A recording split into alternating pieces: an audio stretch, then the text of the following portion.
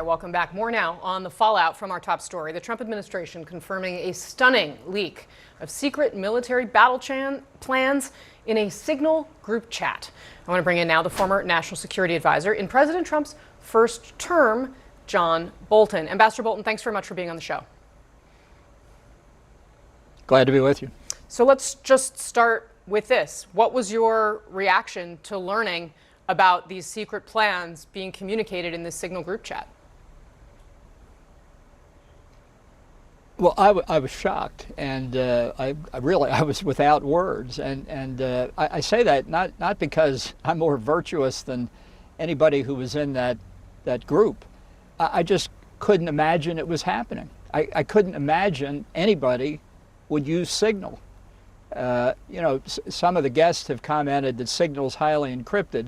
I'll just say this: if you think Signal is equivalent to U.S. government secure telecommunications, think again. All the consequences you've been discussing are obviously going to be enormously important, but I just can't, to this moment, get over the idea that during the days that group was going on, not one of the participants said, we shouldn't be doing this on Signal. Sir, do you know of anything like this happening in Trump's first term? I'm certainly not aware of it. I mean, I didn't even use the government's unclassified or classified email systems that much. Most of the things that were covered in what was recorded in the Atlantic article should have been discussed in the Situation Room in a principals committee meeting or a full NSC chaired by the president. It looks to me like this was a typical Donald Trump decision, let's bomb the Houthis, that then everybody raced to implement without talking about the implications, including, for example, Vice President Vance apparently on this chain saying, I don't agree with this. Why are they discussing it after the decision is made? That alone shows what's wrong with what's going on here. Ultimately, if people can't attend the Situation Room, you're on a secure government line. You're not on WhatsApp or Signal. And some of these issues, honestly, it's old-fashioned, I know, but they should only be discussed face-to-face where people can have it out if they have a disagreement, not on an email chain. Sir, do you think somebody should be fired over this? Listen, Donald Trump's not going to fire anybody unless he thinks this redounds to his personal detriment. And we'll see what happens. Do you think that this is worse than what Hillary Clinton did with her private email in 2016? I know you were very critical then. Yeah, I was very critical then. And, we call this process learning.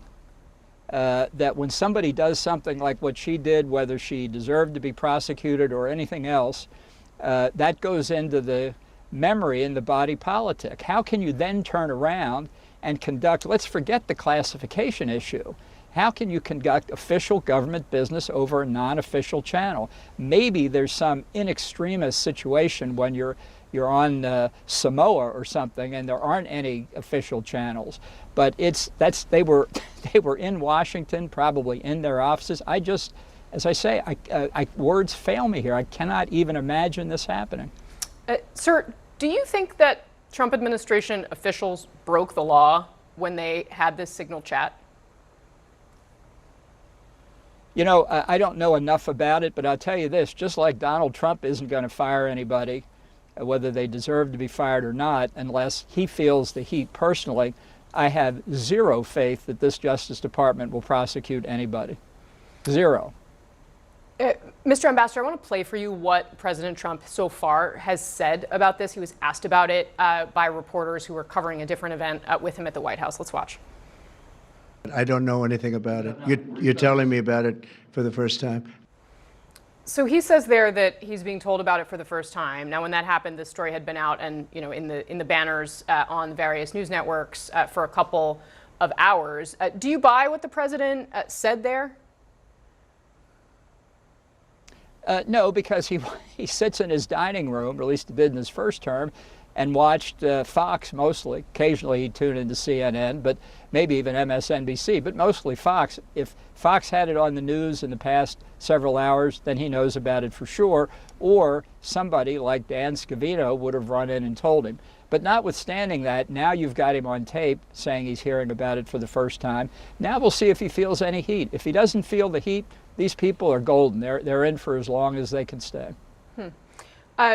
Sir, do you think, are you convinced that the Chinese or the Russians or any of our adversaries had access to this information as it was being communicated? Do you think it was fundamentally insecure and possibly widely disseminated?